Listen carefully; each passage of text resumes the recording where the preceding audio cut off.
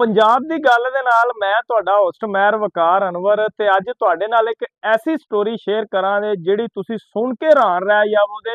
ਪਾਕਿਸਤਾਨ ਦੀ ਧਰਤੀ ਦਾ ਇੱਕ ਐਸਾ ਜਾਨਵਰ ਜਿੱਥੇ ਪਹਾੜਾਂ ਦੀਆਂ ਚੋਟੀਆਂ ਦੇ ਉੱਤੇ ਇਨਸਾਨ ਵੀ ਨਹੀਂ ਜਾ ਸਕਦਾ, ਉਹ ਜਾਨਵਰ ਉਸ ਜਗ੍ਹਾ ਦੇ ਉੱਤੇ ਰਾਜ ਕਰਦਾ ਹੈ ਤੇ ਨਾਲ ਸੱਪ ਖਾਂਦਾ ਹੈ ਤੇ ਉੱਥੋਂ ਦੀਆਂ ਜੜੀ ਬੂਟੀਆਂ ਵੀ ਖਾਂਦਾ ਹੈ। ਤੁਸੀਂ ਸੁਣ ਕੇ ਹੈਰਾਨ ਰਹਿ ਜਾਵੋਗੇ। ਅੱਜ ਦੇ ਵਲੌਗ ਦੇ ਵਿੱਚ ਉਹਦੇ ਬਾਰੇ ਮੁਕੰਮਲ ਤੁਹਾਨੂੰ ਦੱਸਾਂਗੇ, ਜਿਹੜਾ ਕਿ ਪਾਕਿਸਤਾਨ ਦਾ ਕੌਮੀ ਜਾਨਵਰ ਵੀ ਉਹਨੂੰ ਆਖਿਆ ਜਾਂਦਾ ਹੈ, ਮਾਰਖੋਰ ਜਾਨਵਰ। ਉਹਦੇ ਬਾਰੇ ਅੱਜ ਤੁਹਾਨੂੰ ਦੱਸਾਂਗੇ ਕਿ ਕਿਸ ਤਰ੍ਹਾਂ ਪਹਾੜਾਂ ਦੀਆਂ ਖਤਰਨਾਕ ਚੋਟੀਆਂ ਦੇ ਉੱਤੇ ਜਾ ਕੇ ਤੇ ਉਹ ਰਾਜ ਕਰਦਾ ਪਿਆ, ਉਹਨੂੰ ਪਹਾੜਾਂ ਦਾ ਬਾਦਸ਼ਾਹ ਵੀ ਆਖਿਆ ਜਾਂਦਾ ਹੈ। ਤੇ ਦੋਸਤੋ, ਇਹ ਗੱਲ ਬਿਲਕੁਲ ਠੀਕ ਹੈ ਕਿ ਉਹ ਪਾਕਿਸਤਾਨ ਦਾ ਕੌਮੀ ਜਾਨਵਰ ਹੋਣ ਦੇ ਨਾਲ ਨਾਲ ਪਹਾੜਾਂ ਦਾ ਬਾਦਸ਼ਾਹ ਵੀ ਉਹਨੂੰ ਕਿਹਾ ਜਾਂਦਾ ਹੈ। ਤੇ ਤੁਹਾਨੂੰ ਦੱਸਾਂਗੇ ਕਿ ਦੁਨੀਆ ਦੇ ਵਿੱਚ ਇਹਦਾ ਜਿਹੜਾ ਰਾਜ ਹੈ, ਪਹਾੜਾਂ ਦੀਆਂ ਜਿਹੜੀਆਂ ਖਤਰਨਾਕ ਚੋਟੀਆਂ ਨੇ ਉਹਨਾਂ ਦੇ ਉੱਤੇ ਆ। ਇਹ ਕਿਸ ਤਰ੍ਹਾਂ ਪਹਾੜਾਂ ਦੇ ਉੱਤੇ ਜਾ ਕੇ ਤੇ ਪਹਾੜਾਂ ਦਾ ਬਾਦਸ਼ਾਹ ਬਣਿਆ ਹੈ ਤੇ ਪਹਾੜਾਂ ਦੇ ਉੱਤੇ ਸੱਪ ਜੜੀ ਬੂਟੀਆਂ ਖਾਣ ਵਾਲਾ ਜਿਹੜਾ ਕੰਮ ਹੈ ਉਹ ਕਰਦਾ ਹੈ ਤੇ ਉਸ ਤੋਂ ਬਾਅਦ ਖਤਰਨਾਕ ਪਹਾੜਾਂ ਦੇ ਉੱਤੇ ਰਹਿੰਦਾ ਹੈ।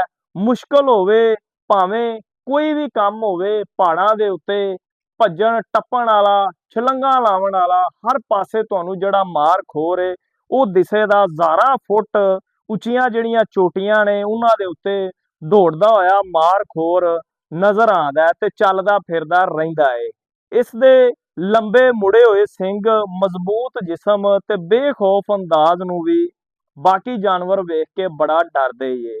ਇੱਕ ਛੋਟੀ ਜੀ ਗਲਤੀ ਵੀ ਪਹਾੜ ਦੇ ਉੱਤੇ ਸੈਂਕੜਾ ਫੁੱਟ ਨੀਚੇ ਗਿਰਾਨ ਦਾ ਸਬੱਬ ਬਣਦੀ ਏ। ਮਾਰਖੋਰ ਹਰ ਕਦਮ ਬੜੀ ਮਹਾਰਤ ਦੇ ਨਾਲ ਰੱਖਦਾ ਹੈ ਕਿ ਬੰਦਾ ਵੇਖ ਕੇ ਦੰਗ ਹੀ ਰਹਿ ਜਾਂਦਾ ਹੈ ਕਿ ਕਿਸ ਤਰ੍ਹਾਂ 1000 ਮੀਲ ਉੱਚੇ ਜਿਹੜੇ ਪਹਾੜ ਨੇ ਉਹਨਾਂ ਦੇ ਉੱਤੇ ਸੋਹਣਾ ਜਾਨਵਰ, ਪਾਕਿਸਤਾਨ ਦਾ ਕੌਮੀ ਜਾਨਵਰ ਸਿੰਘਾਂ ਦੇ ਨਾਲ ਲੈ ਕੇ ਕਿਸ ਤਰ੍ਹਾਂ, ਜਿੱਥੇ ਇਨਸਾਨਾਂ ਵਾਸਤੇ ਵੀ ਜਾਣਾ ਮੁਸ਼ਕਲ ਹੀ ਨਹੀਂ, ਨਾਮੁਮਕਿਨ ਹੈ, ਨਾ ਹੀ ਉੱਥੇ ਜਾ ਕੇ ਬੰਦੇ ਨੂੰ ਸਾਹ ਆਉਂਦਾ ਹੈ ਤੇ ਉੱਥੇ ਇਹ ਰਾਜ ਕਰਦਾ ਪਿਆ। ਮਾਰਖੋਰ ਨੂੰ ਫਾਰਸੀ ਜ਼ਬਾਨ ਦੇ ਵਿੱਚ ਜਿਹੜੇ ਅਲਫਾਜ਼ ਆਖੇ ਜਾਂਦੇ ਨੇ ਉਹ ਮਾਰ ਤੇ ਖੋਰ ਆਖਿਆ ਜਾਂਦਾ ਹੈ। ਇਹ ਸਿਰਫ ਇੱਕ ਜਾਨਵਰ ਨਹੀਂ ਦਾ, ਜੁਰਤ, ਆਜ਼ਾਦੀ ਤੇ ਤਾਕਤ ਦੀ ਮਿਸਾਲ ਤੁਹਾਡੇ ਸਾਹਮਣੇ ਆ। ਕਿਸ ਤਰ੍ਹਾਂ ਪਹਾੜਾਂ ਦੇ ਉੱਤੇ ਇਹਨੇ ਦੋਸਤੀਆਂ ਲਾਈਆਂ ਨੇ ਤੇ ਕਿਸ ਤਰ੍ਹਾਂ ਪਹਾੜਾਂ ਦੇ ਉੱਤੇ ਟੁਰਦਾ ਹੈ ਤੇ ਜਿਹੜੀ ਇਹਦੀ ਖੁਰਾਕ ਹੈ ਉਹ ਵੀ ਅਸੀਂ ਤੁਹਾਨੂੰ ਦੱਸੀਏ। ਕਿੱਡਾ ਸੋਹਣਾ ਇਹ ਜਾਨਵਰ ਹੈ, ਤੁਸੀਂ ਹੈਰਾਨ ਰਹਿ ਜਾਵੋਗੇ ਕਿ ਤੁਹਾਡੇ ਨਾਲ ਅਸੀਂ ਇਹ ਜਿਹੜਾ ਜਾਨਵਰ ਹੈ ਇਹਦੇ ਬਾਰੇ ਸ਼ੇਅਰ ਕਰਦੇ ਪਏ ਆ ਕਿ ਕਿੰਨੀ ਜ਼ਿਆਦਾ ਜਿਹੜੀ ਬਰਫ਼ਬਾਰੀ ਹੈ ਉਹ ਪਹਾੜਾਂ ਦੇ ਉੱਤੇ ਹੁੰਦੀ ਹੈ, ਫਿਰ ਵੀ ਇਹ ਪਹਾੜਾਂ ਦੇ ਉੱਤੇ ਹੁੰਦਾ ਹੈ। ਠੰਡ ਹੋਵੇ, ਗਰਮੀ ਹੋਵੇ, ਬਾਰਿਸ਼ ਹੋਵੇ, ਜਿੱਡਾ ਮਰਜ਼ੀ ਮੌਸਮ ਜਿਸ ਤਰ੍ਹਾਂ ਦਾ ਮਰਜ਼ੀ ਹੋ ਜਾਵੇ, ਇਹਨੇ ਪਹਾੜਾਂ ਦੇ ਉੱਤੇ ਰਹਿਣਾ ਹੀ ਰਹਿਣਾ ਹੈ ਤੇ ਪਹਾੜਾਂ ਦੇ ਉੱਤੇ ਹੀ ਇਹਨੇ ਛਲੰਗਾਂ ਵੀ ਲਾਉਣੀਆਂ ਨੇ, ਇੱਕ ਪਹਾੜ ਤੋਂ ਦੂਜੇ ਪਹਾੜ ਤੇ ਵੀ ਜਾਣਾ ਹੈ। ਤੇ ਇਹ ਬੜੀ ਵੱਡੀ ਗੱਲ ਏ ਕਿ ਏਡੇ ਖਤਰਨਾਕ ਰਸਤਿਆਂ ਦੇ ਵਿੱਚ ਬੜੀ ਮਹਾਰਤ ਦੇ ਨਾਲ ਇਹ ਪੈਰ ਰੱਖਦਾ ਹੈ। ਪੈਰ ਰੱਖਣ ਤੋਂ ਬਾਅਦ ਟੱਕ ਕਰਕੇ ਛਲੰਗ ਮਾਰਦਾ, ਦੂਜੇ ਪਹਾੜ ਤੇ ਚਲਾ ਜਾਂਦਾ ਹੈ। ਤੇ ਕੁਦਰਤ ਨੇ ਮਾਰਖੋਰ ਨੂੰ ਐਸੀ ਹਿੰਮਤ ਤੇ ਤਾਕਤ ਦਿੱਤੀ ਹੈ ਕਿ ਖਤਰਨਾਕ ਤੋਂ ਖਤਰਨਾਕ ਪਹਾੜਾਂ ਦਾ ਜਿਹੜਾ ਰਾਸਤਾ ਹੈ ਉਹ ਵੀ ਹੋਵੇ ਤੇ ਇਹਦੇ ਵਾਸਤੇ ਕੋਈ ਗੱਲ ਹੀ ਕੋਈ ਨਹੀਂ ਦੀ। ਇਸ ਵਾਸਤੇ ਇਹਨੂੰ ਪਾਕਿਸਤਾਨ ਦਾ ਕੌਮੀ ਜਾਨਵਰ ਵੀ ਆਖਿਆ ਜਾਂਦਾ ਹੈ।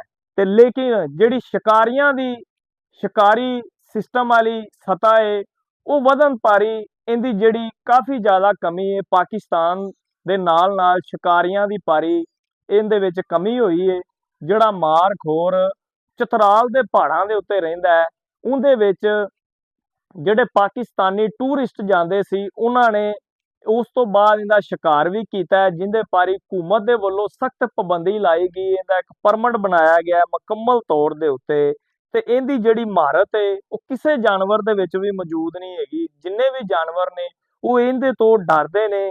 ਕੁਦਰਤ ਨੇ ਐਸਾ ਖੂਬਸੂਰਤ ਹੈਰਾਨਕੁਨ ਜਾਨਵਰ ਨੂੰ ਤਾਕਤ ਦੇ ਨਾਲ ਬਣਾਇਆ ਹੈ ਕਿ ਤੁਸੀਂ ਸੋਚ ਵੀ ਨਹੀਂ ਸਕਦੇ। ਜਿਹੜੇ ਇਹਦੇ ਸੋਹਣੇ ਸੋਹਣੇ ਸਿੰਗ ਨੇ ਉਹ ਬੜੇ ਹੀ ਕੀਮਤੀ ਨੇ ਤੇ ਇਹ ਵੀ ਬੜਾ ਕੀਮਤੀ ਜਾਨਵਰ ਹੈ। ਪਹਾੜਾਂ ਦੇ ਵਿੱਚ ਅਗਰ ਸੈਰ ਕਰਨ ਵਾਸਤੇ ਬੰਦਾ ਚਲਾ ਜਾਵੇ ਤੇ ਉਹਨੂੰ ਡਰ ਹੀ ਰਹਿੰਦਾ ਹੈ ਕਿ ਸਾਡੀ ਕਿਤੇ ਗੱਡੀ ਨਾ ਚਲੀ ਜਾਵੇ, ਅਸੀਂ ਕਿਤੇ ਡਿੱਗ ਨਾ ਪਈਏ। ਇਹ ਦਰਿਆ ਦਾ ਕਿਨਾਰਾ ਹੈ, ਨਾਲ ਨਾਲ ਗੱਡੀ ਚੱਲਦੀ ਤੇ ਬੰਦਾ ਬੜਾ ਖੌਫ ਦੇ ਨਾਲ ਉੱਥੇ ਸੈਰ ਕਰਦਾ ਹੈ, ਪਹਾੜਾਂ ਦੇ ਉੱਤੇ ਚੜ੍ਹਦਾ ਹੈ। ਲੇਕਿਨ ਇਹ ਜਿਹੜਾ ਕੁਦਰਤ ਦਾ ਖੂਬਸੂਰਤ ਜਾਨਵਰ ਹੈ ਇਹਨੂੰ ਕੋਈ ਡਰ ਨਹੀਂ, ਕੋਈ ਖੌਫ ਨਹੀਂ। ਤੜਮ ਤੜਮ ਟੁਰਦਾ ਹੈ, ਫਿਰਦਾ ਹੈ, ਪਹਾੜਾਂ ਦੇ ਉੱਤੇ ਰਾਜ ਕਰਦਾ ਫਿਰਦਾ ਹੈ। ਤੇ ਬੜਾ ਹੀ ਸੋਹਣਾ ਜਾਨਵਰ ਹੈ, ਪਹਾੜਾਂ ਦਾ ਬਾਦਸ਼ਾਹ, ਮੌਤ ਨੂੰ ਲਲਕਾਰਨ ਵਾਲਾ ਇਹ ਜਿਹੜਾ ਜਾਨਵਰ ਹੈ, ਮਾਰ ਖੋਰ ਹੈ। ਅਗਰ ਦੋਸਤੋ ਤੁਹਾਨੂੰ ਇਹ ਹੈਰਾਨਕੁਨ ਜਾਨਵਰ ਦੇ ਬਾਰੇ ਜਿਹੜਾ ਅਸੀਂ ਖਿਆਲਾਤ ਦੱਸੇ ਨੇ, ਤੁਹਾਨੂੰ ਇਹ ਸਟੋਰੀ ਪਸੰਦ ਆਵੇ ਤੇ ਇਹਨੂੰ ਕਮੈਂਟ ਵੀ ਕਰੋ, ਜ਼ਿਆਦਾ ਤੋਂ ਜ਼ਿਆਦਾ ਸ਼ੇਅਰ ਵੀ ਕਰੋ ਤੇ ਲਾਹੌਰ ਡਿਜੀਟਲ ਚੈਨਲ ਨੂੰ ਵੀ ਵੇਖੋ ਤਾਂ ਕਿ ਇਸ ਤਰ੍ਹਾਂ ਦੀਆਂ ਜਿਹੜੀਆਂ ਸਟੋਰੀਆਂ ਨੇ ਉਹ ਤੁਹਾਨੂੰ ਵੇਖਣ ਵਾਸਤੇ ਮਿਲਣ। ਤੇ ਅੱਜ ਦੇ ਪ੍ਰੋਗਰਾਮ ਤੋਂ ਮੈਨੂੰ ਦਿਓ ਇਜਾਜ਼ਤ, ਇੱਕ ਨਵੇਂ ਪ੍ਰੋਗਰਾਮ ਦੇ ਨਾਲ ਤੁਹਾਡੇ ਨਾਲ ਫਿਰ ਹੋਵੇ ਦੀ ਮੁਲਾਕਾਤ। ਉਦੋਂ ਤੱਕ ਅੱਲਾ ਨਿਗਹਿਬਾਨ।